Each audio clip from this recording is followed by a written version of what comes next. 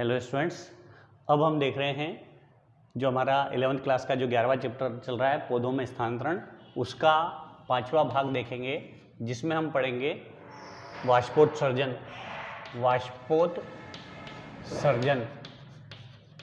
Transpiration या उत्स्वेदन। अब वाष्पोत्सर्जन या ट्रांसपिरेशन या उत्स्वेदन क्या है? पौधे के वायवी भाग से, वायवी भाग आप जानते हो, जड़ को छोड़ करके बाकी का भाग वायवी भाग कहलाता है। पौधों के वायवी भाग से जल का वाष्प के रूप में उत्सर्जित होना क्या कहलाता है? वाष्पोत्सर्जन कहलाता है। मतलब पानी का वाष्प के रूप में निकलना वाष्पोत्सर्जन या उत्स्वेदन या ट्रांसपायरेशन कहलाता है। जमीन से पौधे जो है जल और खनिज लवण का अवशोषण करते हैं जड़ के माध्यम से।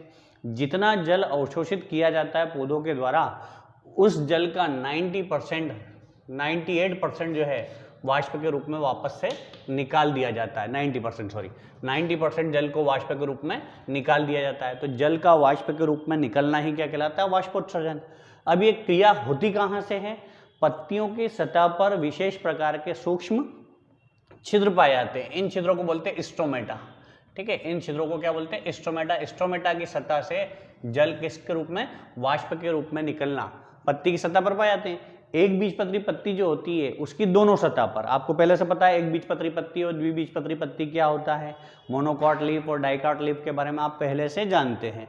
तो एक बीजपत्री पत्ती की दोनों सतह पर और द्विबीजपत्री पत्ती की केवल एक ही सतह पर स्ट्रोमेटा पाया जाता है। इस स्ट्रोमेटा के द्वारा जल किस रूप में निकलते हैं? वाष्प के रूप में निकलती है। ये स्ट्रोमेटा श्वसन के अलावा वाष्पोत्सर्जन में मुख्य भूमिका निभाता है। अब वैज्ञानिकों ने बाद में प्रयोग करके सिद्ध भी करा कि ये स्ट्रोमेटा के द्वारा जो है जल वाष्प के रूप में निकलती है या पत्ती की सतह के द्वारा जल वाष्प के रूप में निकलती है। अब इसके लिए एक प्रयोग करके दिखाया कि एक गमले में लगा हुआ ताज़ा पौधा लिया, उसको कांच के बेल जार से ढक दिया। ढकने के बाद उसको वायुरोधी एयरटाइट बनाने के लिए यहाँ पर मोम वैक्स लगा दिया, जिससे कि अंदर किसी भी प्रकार वायु प्रवेश ना कर सके। अब इस पूरे के पूरे उपकरण को जो है प्रकाश की उपस्थिति में रख दिया, ठीक है, या ऐसे ही छोड़ दिया।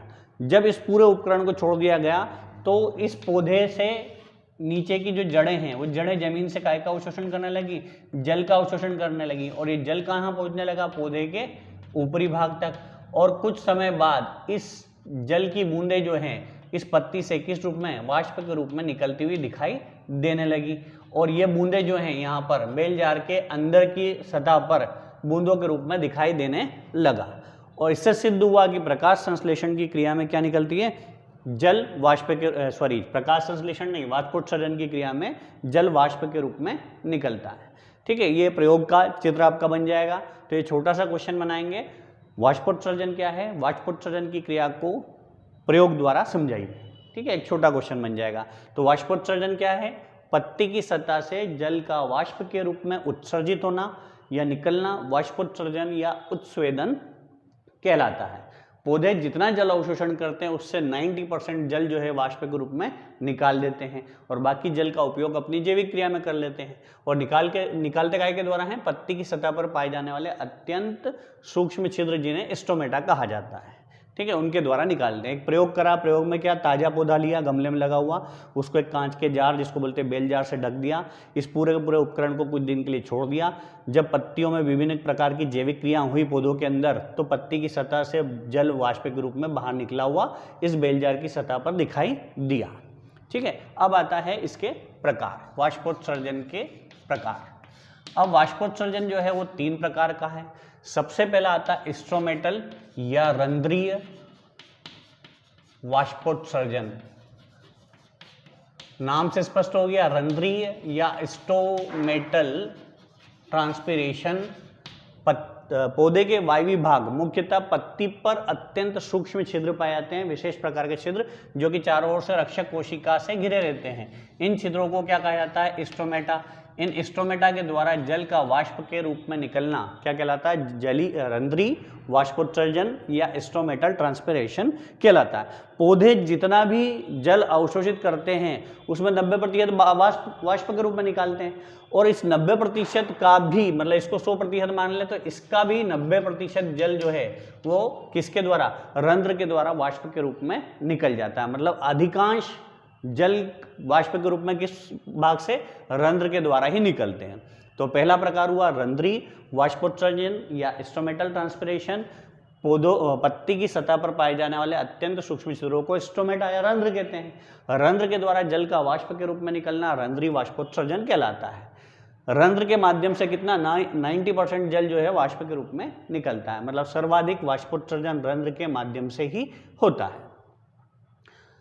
नंबर 2, रंध्री के बाद उपत्वची या इसको बोलते हैं क्यूटिकुलर ट्रांसपायरेशन। उपत्वचीय या क्यूटिकुलर ट्रांसपायरेशन। पौधों के वायवीय भाग खासकर शाखा और पत्ती पर क्यूटिकल का क्या पाया जाता है? आवरण पाया जाता है। इस क्यूटिकल के आवरण पर भी क्या हो जाता है? छोटे छोटे छिद्र पाए जाते हैं। इन छिद्रों के द्वारा, क्यूटिकल बोलते हैं इन छिद्रों को, इन छिद्रों के द्वारा जल का वाष्प बन करके निकलना क्यूटिकुलर या उपत्वची वाष्पोत्सर्जन कहलाता है। ठीक है, इस प्रकार का वाष्पोत्सर्जन में केवल 1 से 3% जल की हानि इस विधि के द्वारा होती है। तीसरा और आखिरी आता है लेंटिकुलर। लेंटिकुलर को हिंदी में बोला जाएगा वातरंध्रीय। वातरंध्रीय या लेंटिकुलर ट्रांसपिरेशन। ठीक है, लेंटिकल्स के द्वारा, नाम से स्पष्ट हो गया वातरंध्र। पौधों का जो वायवीय भाग है पत्ती को छोड़ करके, है ना, पत्ती को छोड़ करके जो शाखा है या तना है, तने पर बार्क या छाल पाई जाती है। उस छाल पर छोटे छोटे क्या पाए जाते हैं? बहुत ही बारीक बारीक छिद्र पाए जाते हैं। इन छिद्रों को वातरंध्र, वात मतलब होता है वायु और रंध्र मतलब छिद्र, वायु वाले छिद्र पाए जाते हैं। इन छिद्रों के माध्यम से भी जल किस रूप में? वाष्प के रूप में निकलता है। तो जल अगर वातरंध्र के द्वारा वाष्प के रूप में निकलता है तो उसे वातरंध्री वाष्पोत्सर्जन या लेंटिकुलर ट्रांसपिरेशन कहा जाता है। तो ये 3 प्रकार का हो गया वाष्पोत्सर्जन। क्वेश्चन अगला मतलब सेकंड क्वेश्चन बनेगा, वाष्पोत्सर्जन क्या है, कितने प्रकार का होता है, समझाइए। पहला हुआ वाष्पोत्सर्जन को प्रयोग द्वारा प्रदर्शित कीजिए। दूसरा हो गया क्या है, कितने प्रकार का होता है, समझाइए। इस वाष्पोत्सर्जन को कर्टिस नामक वैज्ञानिक ने, याद रखना इनका नाम, कर्टिस नामक वैज्ञानिक ने आवश्यक बुराई कहा है। आवश्यक बुराई मतलब आवश्यक भी है और बुराई भी है, मतलब लाभ भी है इसके और हानि भी है, इसलिए इसको क्या बोला है? कर्टिस ने वाष्पोत्सर्जन को आवश्यक बुराई। ऑब्जेक्टिव टाइप में अक्सर पूछ लेते हैं कर्टिस ने वाष्पोत्सर्जन को क्या संज्ञा दी? तो कर्टिस ने वाष्पोत्सर्जन को आवश्यक बुराई की संज्ञा दी है। अब किन कारणों से इसको आवश्यक बुराई कहा गया है? मुख्य 2-3 कारण बता देता हूं मैं आपको। लाभ जो है, पहला लाभ, इस वाष्पोत्सर्जन का सबसे पहला लाभ जो है वो आपको याद रखना कि वाष्पोत्सर्जन की क्रिया द्वारा पानी वाष्प बन करके निकलता है। जब पानी वाष्प बन करके निकलता है तो वाष्पोत्सर्जी खिंचाव उत्पन्न होता है, और वाष्पोत्सर्जी खिंचाव होता है तो आपको पता है, पिछली वीडियो में आपने देखा है कि वाष्पोत्सर्जी खिंचाव के कारण कौन सी क्रिया होती है? रसारोहण की। रसारोहण की क्रिया होती है जिसके कारण जमीन के अंदर से जल व खनिज जो है पौधे के ऊपरी भाग तक पहुंच पाते हैं। तो पहला फायदा हुआ वाष्पोत्सर्जन से क्या होता है? रसारोहण, एसेंट ऑफ सेप। तो पहला लाभ हुआ, रसारोहण की क्रिया किसके कारण होती है? वाष्पोत्सर्जन के कारण ही होती है। दूसरा, जब वाष्पोत्सर्जन की क्रिया होती है उसके पहले जमीन से जल और खनिज लवण पत्ती, शाखा, तने, फल, फूल, कलिका सभी भाग में पहुंचते हैं, और जब जल पहुंचता है तो जल के अलावा विभिन्न तत्व भी पहुंचते हैं, और विभिन्न तत्वों के कारण पत्ती, फल और फूल का रंग और फल का स्वाद के निर्धारण के लिए कुछ विशिष्ट पदार्थों का निर्माण होता है। क्या बनते हैं? विशिष्ट प्रकार के प्रोटीन, अमीनो अम्ल, रसायन वगैरह बनते हैं, विशिष्ट रासायनिक पदार्थ बनते हैं। इन विशिष्ट रासायनिक पदार्थ के कारण ही फल और फूल का रंग और स्वाद का निर्धारण होता है। विभिन्न प्रकार के रंग और स्वाद निर्धारण में भी कौन मुख्य भूमिका निभा रहा है? वाष्पोत्सर्जन। तीसरा है लाभ इसका, याद रखना, ताप का नियंत्रण। जब वातावरण में ताप बढ़ जाएगा तो वातावरण में ताप बढ़ने के कारण पौधों के शरीर का ताप भी बढ़ेगा और पौधों के शरीर के ताप का नियंत्रण करने के लिए जल अवशोषण होगा। जल अवशोषण होगा तो ताप कम हो जाएगा। अब कम ताप में विभिन्न क्रियाएं नहीं हो पाएंगी, इसलिए ताप को वापस से बढ़ाना होगा। उसके लिए कौन सी क्रिया होगी? वाष्पोत्सर्जन। मतलब ताप का नियंत्रण करने के लिए कौन सी क्रिया आवश्यक है? वाष्पोत्सर्जन की क्रिया आवश्यक है ताप नियमन में। तो ये 3 लाभ केवल आप याद रख लो जो कि आवश्यक है पौधों के लिए। अब आती है हानि। इसके कारण हानियां क्या क्या होती हैं हम देखते हैं। 2-3 हानियां देखते हैं। बराबर लाभ देखेंगे, जितने लाभ देखें उतनी ही हानियां देखेंगे, तब बराबर मात्रा हो जाएगी कि आवश्यकता भी 3 कारणों से और बुराई भी 3 कारणों से कहा है। तो बराबर बात करने के लिए हम 3 बातें करते हैं। सबसे पहली बात जो है, लगातार वाष्पोत्सर्जन होगा तो वाष्पोत्सर्जन के कारण पौधे के अंदर का कौन? पानी वाष्प बन करके निकलता जाएगा और पानी वाष्प बन करके निकलता जाएगा तो जल की क्या होगी? पादपों में हानि होगी और जल की हानि होगी तो पादपों के अंदर होने वाली विभिन्न जैविक क्रियाएं जो है बाधित हो जाएगी, ठीक ढंग से नहीं हो पाएगी। ठीक है, पहला है जल की हानि हो जाती है, जैविक क्रियाएं नहीं हो पाती। दूसरा, जब लगातार पानी निकलता रहेगा और निकलेगा कहाँ से? पत्तियों से।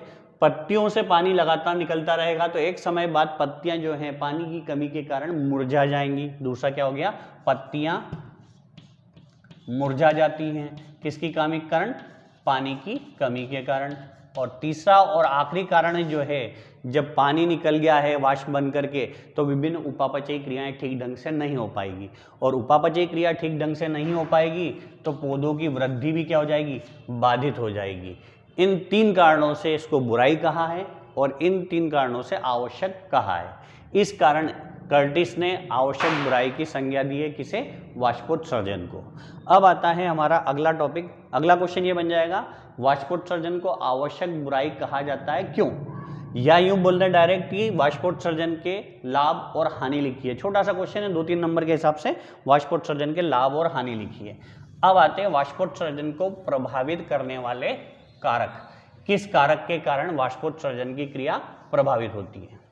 तो वे कारक जो पौधों के शरीर के अंदर या बाहर रह करके कौन सी क्रिया को बाधित करते हैं? वाष्पोत्सर्जन की क्रिया को प्रभावित करते हैं। वे कारक जो है निम्न हैं। पहला है बाह्य कारक, नाम से स्पष्ट है। वे कारक जो पादप शरीर के बाहर स्थित रह करके वाष्पोत्सर्जन की क्रिया को प्रभावित करते हैं, क्या कहलाते हैं? बाह्य कारक कहलाते हैं। अब बाह्य कारक कोई एक नहीं, अनेक कारक हैं। नंबर 1 आता है तापमान। पहला कारक कौन है? तापमान। अगर तापमान में वृद्धि होती है, अगर ताप बढ़ेगा तो पत्ती के अंदर जो है प्रकाश संश्लेषण की दर बढ़ जाएगी और प्रकाश संश्लेषण की दर बढ़ेगी तो भोज्य पदार्थ का निर्माण होगा और भोज्य पदार्थ का निर्माण होगा तो पत्ती में पाए जाते हैं स्टोमेटा। उस स्टोमेटा में भी क्या है? भोज्य पदार्थ की मात्रा बढ़ जाएगी जिसके कारण रक्षक कोशिका फूल जाएगी और रक्षक कोशिका के फूलने के कारण ये स्टोमेटा खुल जाएंगे। ठीक है, और अगर ताप में कमी हो गई तो भोज्य पदार्थ नहीं बन पाएगा, भोज्य पदार्थ नहीं बना तो स्टोमेटा बंद हो जाएंगे, स्टोमेटा बंद हो जाएंगे तो वाष्पोत्सर्जन की क्रिया धीमी या बंद हो जाएगी। तो पहला प्रभावित करने वाला कारक हो गया तापमान। दूसरा आता है दाब। कौन सा दाब? वायुमंडलीय दाब। जब वायुमंडल में दाब बढ़ जाएगा तो वायुमंडल में दाब के बढ़ने के कारण वाष्पोत्सर्जन की दर क्या हो जाती है? घट जाती है। ताप बढ़ेगा तो वाष्पोत्सर्जन बढ़ जाएगा और दाब बढ़ेगा तो वाष्पोत्सर्जन की दर घट जाती है। तीसरा कारक आता है दाब के बाद प्रकाश। आपको पता है प्रकाश की उपस्थिति में पौधे कौन सी क्रिया करते हैं? प्रकाश संश्लेषण। प्रकाश संश्लेषण में क्या होगा? भोजन बनेगा। भोजन बनेगा तो रक्षक कोशिका का पीएच बढ़ जाएगा, पीएच बढ़ जाएगा जिससे स्टोमेटा खुल जाएंगे। मतलब दिन में CO2 खर्च हो जाएगी। CO2 क्यों खर्च हो जाएगी दिन के समय? प्रकाश की उपस्थिति में, प्रकाश संश्लेषण में CO2 खर्च हो गई, मतलब पीएच क्या हो गया? बढ़ गया और स्टोमेटा क्या हो गए? खुल गए। तो प्रकाश भी जो है वाष्पोत्सर्जन की क्रिया को प्रभावित करने वाले कारकों में से एक है। अगला आता है चौथा, आर्द्रता या नमी। वायुमंडल में नमी अधिक है, आर्द्रता अधिक है तो प्रकाश संश्लेषण की क्रिया कम होगी और प्रकाश संश्लेषण कम होगा तो वाष्पोत्सर्जन भी कम होगा। अगला आता है पांचवा बाह्य कारक में CO2।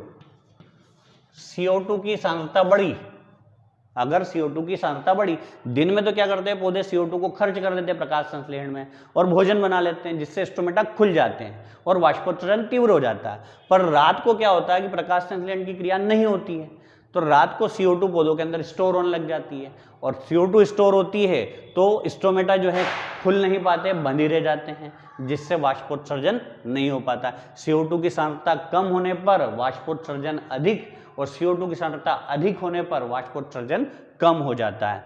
ये हुए 5 बाह्य कारक। अब आते हैं अपने आंतरिक कारक। पांचों बाह्य कारक में आपको तकलीफ नहीं होगी कुछ।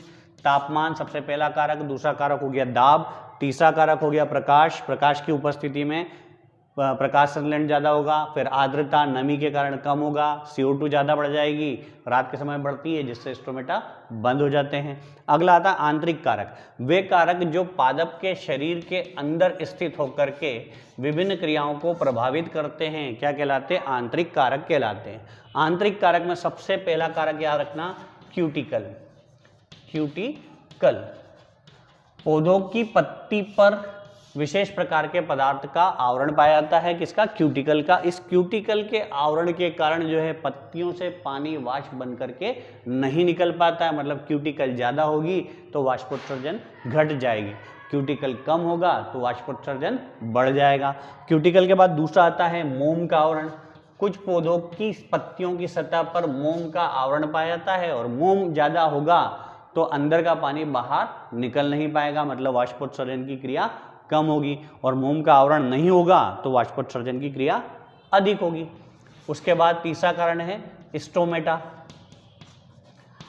जो मरुस्थलीय क्षेत्र में उगने वाले पादप होते हैं उन पादपों के पत्ती पर विशेष प्रकार के स्टोमेटा पाए जाते हैं जिन्हें सनकिन स्टोमेटा, ऑब्जेक्टिव में याद रखना, सनकिन स्टोमेटा किसे कहते हैं?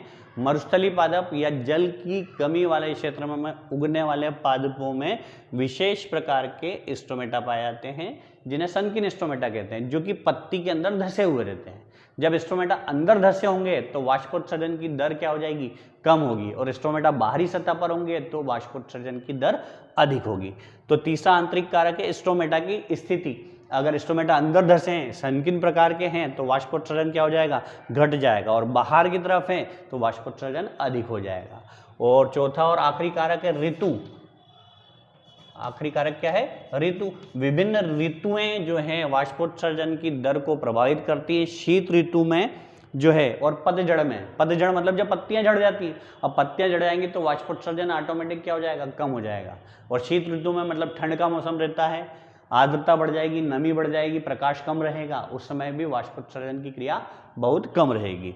तो आंतरिक कारक में पहला तो आ जाएगा पौधों की संरचना। आंतरिक कारक में पहला क्या आएगा? पौधों की संरचना। उस पौधों की संरचना के अंदर 4 पॉइंट आपको याद रखना है, ठीक है। और आंतरिक कारक में दूसरा आता है आंतरिक जल। आंतरिक जल पहला हो जाएगा इसके अंदर ए पौधों की संरचना, बी हो जाएगा आंतरिक जल। अगर पौधे की जड़ों में पर्याप्त मात्रा में जल मौजूद है तो ज्यादा जल होगा तो वाष्पोत्सर्जन भी ज्यादा होगा, और अगर जल की कमी होगी तो वाष्पोत्सर्जन की दर भी क्या हो जाएगी? कम। तो आंतरिक जल भी क्या करता है? वाष्पोत्सर्जन की क्रिया को प्रभावित करता है। तो अगला क्वेश्चन हो जाएगा वाष्पोत्सर्जन को प्रभावित करने वाले कारकों का वर्णन कीजिए। मेरे अंदाज से ऐसा कोई भी शब्द नहीं है इस पूरी वीडियो में जो आपको तकलीफ देगा, आसानी से समझ में आ जाएगा। 2-4 जो ऑब्जेक्टिव बने हैं वो आपको नोट कर लेना, और चाहो तो यहीं इनबॉक्स में, मैसेज बॉक्स में डाल दो, जैसे कि सनकिन स्टोमेटा किन पादपों में पाया जाता है, वाष्पोत्सर्जन को आवश्यक बुराई किसने कहा है, ठीक है, वाष्पोत्सर्जन की क्रिया में कौन सा पदार्थ जो है वाष्प बन करके निकलता है। बहुत सिंपल से क्वेश्चन है, इसमें कोई विशेष मेरे को लग नहीं रहा है। अब वाष्पोत्सर्जन को प्रयोग द्वारा प्रदर्शित करने के लिए एक उपकरण का उपयोग किया है, उस उपकरण का नाम है पोटोमीटर। ये भी ऑब्जेक्टिव में याद रख लेना कि किस उपकरण के द्वारा वाष्पोत्सर्जन की क्रिया का प्रदर्शन किया जा सकता है। तो वाष्पोत्सर्जन की क्रिया को जो है एक विशेष प्रकार के उपकरण द्वारा मापा जाता है जिसको बोलते हैं पोटोमीटर। भिन्न भिन्न समय पर भिन्न भिन्न वैज्ञानिकों ने पोटोमीटर के बारे में बताया। फार्मर ने भी अपना एक पोटोमीटर दिया और उसके द्वारा वाष्पोत्सर्जन की क्रिया के बारे में बताया। इसके बाद डार्विन ने भी बताया, और उसके बाद आए गेनांग नामक वैज्ञानिक। इन गेनांग नामक वैज्ञानिक का जो पोटोमीटर है वो सर्वाधिक प्रसिद्ध रहा, सर्वमान्य रहा। तो ये गेनांग पोटोमीटर के द्वारा मैं आपको वाष्पोत्सर्जन की क्रिया का प्रदर्शन दिखाता हूँ। कैसे क्या हुआ है इसमें देखना। ये एक परख नली है, वह उपकरण है जल से भरा, जिसके अंदर पौधा लगा है। पौधे को यहाँ से एयर टाइट कर दिया ताकि हवा प्रवेश ना कर सके। ये एक संग्राहक पात्र है, मतलब वाटर रिजर्वायर, जिसके अंदर से पानी को बार बार समय समय पर दिया जाएगा, ठीक है, जो कि स्टैंड से फिट है ये वाटर रिजर्वायर। इस वाटर रिजर्वायर के ऊपर जो है तेल की बूंद डाल रखी है ताकि इसका स्तर पता चल सके कि कम हो रहा है या बढ़ रहा है, ठीक है। ये कांच की नली है। इस कांच की नली का एक सिरा तो इस उपकरण से, इस बर्तन से, इस बीकर से जुड़ा हुआ है, दूसरा सिरा इस बीकर से जुड़ा हुआ है जिसके अंदर कलर्ड वाटर है, ठीक है। इस कांच की नली के ऊपर क्या लगी हुई है, स्केल लगी हुई है, और इस बीकर के अंदर से एक वायु का बुलबुला इस कांच की नली में छोड़ दिया गया है। इस कांच की नली के ऊपर पूरा उपकरण बना हुआ है। एक कांच की नली का एक सिरा जो है बीकर में डूबा हुआ है और दूसरा सिरा जो है एक ऊपर दूसरे बीकर से जुड़ा हुआ है। इसके अंदर पानी भरा है, पौधा लगा है, पौधा एयर टाइट है ताकि हवा ना जा सके। अब जब वाष्पोत्सर्जन की क्रिया होगी, ऐसा पूरा व्यवस्था जमा लिया और इस उपकरण को प्रकाश की उपस्थिति में रख दिया। प्रकाश की उपस्थिति में जब प्रकाश संश्लेषण होता है तो पौधों को किसकी आवश्यकता होती है, जल की और CO2 की। CO2 तो वायुमंडल से ले लेंगे और जल कहाँ से लेंगे, जड़ से लेंगे। तो जड़ कहाँ है, बीकर के अंदर मौजूद है जहाँ पानी है। अब ये पानी क्या है, ऊपर चढ़ने लगा। पानी ऊपर चढ़ने लगा तो यहाँ का पानी लेवल ऊपर चला गया, और पानी का लेवल ऊपर गया तो ये बुलबुला क्या होगा, खसक करके आगे आ गया, क्योंकि यहाँ से जल ऊपर बढ़ने लगा, और जल ऊपर बढ़ेगा तो ये वायु के बुलबुला अपनी स्थिति बदल देगा, ठीक है। इस प्रकार की क्रिया को बार बार करी। अब ये वायु का बुलबुला यहाँ तक निकल गया तो इस रिजर्वायर की टोटी को खोल दिया, जिससे कि यहाँ का पानी नीचे इस नलिका में आया और ये बुलबुला वापस यहाँ से अपनी जगह पर चला गया। 2-3 बार यही किया कि जब वाष्पोत्सर्जन हुआ तो पानी खींच करके आगे बढ़ा, मतलब बुलबुला आगे बढ़ गया। बुलबुला जैसे ही आगे बढ़ा, थोड़े समय बाद वापस से रिजर्वायर खोल दिया और पानी नीचे आ गया। पानी के नीचे आने के कारण पानी इधर गया, ठीक है, ये बुलबुला अपनी वापस पूर्व स्थिति में आ गया। अब बार बार ये करके देखा और पता करा कि बुलबुला कितने समय में कितनी दूरी तय कर रहा है। तो जितने समय में बुलबुले ने जितनी दूरी तय की है उतना ही वाष्प बन करके निकला है कौन, जल। इसको एक सूत्र द्वारा यहाँ समझाया हुआ है, वाष्पोत्सर्जन द्वारा बराबर बुलबुले द्वारा तय की गई दूरी बटे समय, मतलब कितने समय में इस बुलबुले ने इतनी दूरी तय की है। तो ये हुआ गेनांग पोटोमीटर द्वारा वाष्पोत्सर्जन की क्रिया का प्रदर्शन। अपना ये टॉपिक कंप्लीट हो गया, वाष्पोत्सर्जन। धन्यवाद।